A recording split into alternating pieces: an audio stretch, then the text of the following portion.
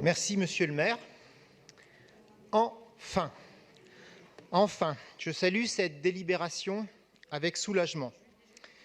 Bien sûr, le cadre réglementaire national n'est pas encore là. Bien sûr, ce ne sera donc pas à proprement parler une interdiction des animaux sauvages dans les cirques. Et en conséquence, bien sûr, certains cirques ne nous assurent pas pleinement d'un respect de notre volonté. Mais saluons ce qui doit l'être. La décision formelle par la ville de Paris de mettre fin d'ici 3 ans au cirque avec animaux sauvages à Paris, qui se concrétisera par le refus d'accorder dorénavant toute autorisation d'occupation du territoire avec les cirques présentant des animaux sauvages, est une bonne chose.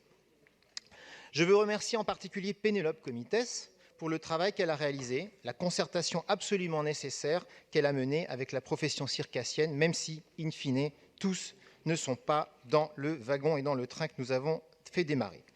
Symboliquement, la capitale du pays qui décide cela, c'est un signe fort pour l'ensemble des communes de France, un exemple, un encouragement envoyé aussi à l'État pour poursuivre le travail qu'il a engagé dans la même direction.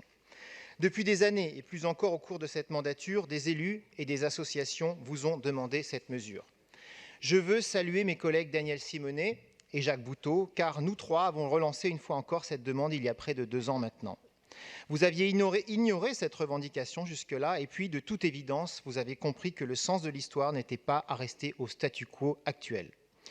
J'ai entendu les arguments selon lesquels les animaux sauvages dont nous parlions n'avaient plus rien de sauvage, que certains d'entre eux, beaucoup d'entre eux, étaient même nés en captivité. Tout cela est vrai, mais la question est ailleurs. Il y a en premier lieu une question de cohérence. Vous ne pouvez pas d'un côté parler à tout va d'engagement de la ville de Paris pour la biodiversité et ne pas oublier que ce sujet est global et qu'il concerne la biodiversité présente ici à Paris, certes, mais aussi celle que nous impactons partout dans le monde du fait de nos importations. Nous sommes donc, dans ce même esprit, tous d'accord pour condamner fermement le commerce illégal de toutes ces espèces sauvages en danger d'extinction, comme les éléphants d'Afrique et d'Asie, les tigres, les chimpanzés et tant d'autres. Ce message, nous l'adressons à tous, et notamment à nos enfants. Dès lors, comment leur expliquer que nous acceptons que ces mêmes animaux soient utilisés captifs à faire les clowns dans les cirques? Deuxièmement, nous devons bien réaliser quelle est l'ampleur du braconnage et du trafic de ces espèces en danger critique. Quand un bébé chimpanzé est mis en vente sur un marché à Bangui, il a fallu tuer sa mère et tous ceux de son groupe qui ont tenté de le défendre. C'est près de 10 chimpanzés qui sont tués pour un seul bébé capturé. À quoi il faut ajouter que sur les 3 petits ainsi attrapés, 2 meurent avant d'arriver sur le point de vente. C'est donc 30 chimpanzés tués pour 1 vendu. Tout cela, tous ces chiffres et ces massacres sont vrais pour les autres espèces, éléphants ou tigres, qu'on peut voir dans les spectacles comme les cirques ou lors d'autres amusements de ce type, y compris sur les plateaux de télé ou dans les publicités ou dans les bras de stars dans les revues People. Vous me direz, mais quel rapport ?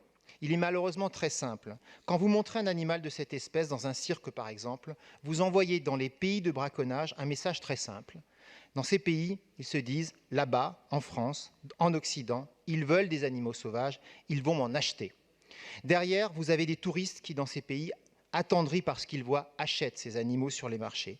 Derrière, vous avez des cirques ou des ménageries qui, dans bien des pays, peut-être pas en France, mais dans bien d'autres, continuent de s'approvisionner directement dans la nature et alimentent ainsi ce terrible marché et ce braconnage. Alors oui, monsieur le maire, en refusant les cirques avec animaux sauvages, nous enverrons les bons messages à toutes celles et ceux qui, dans le monde, braconnent, capturent, achètent ou revendent ces espèces qui sont en danger critique d'extinction. C'est pour cela que nous devons mettre un terme à la présence d'animaux sauvages dans tous les spectacles et amusements, dont les cirques. Tout cela étant dit, monsieur le maire, ne nous décevez pas dans les derniers mois qui nous séparent de la fin de cette mandature. Ainsi, pouvez-vous nous assurer que nous examinerons avant la fin de la mandature la convention avec le cirque Pinder qui est annoncée dans la délibération.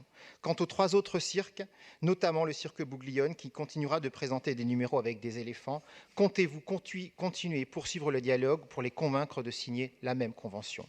Bref, au regard de vos réticences initiales qui nous font douter, prouvez-nous que cette décision, à quelques mois précisément de la fin de la mandature, n'est pas qu'un acte de campagne répondant à l'aspiration de tant et tant de Parisiens. Je vous remercie.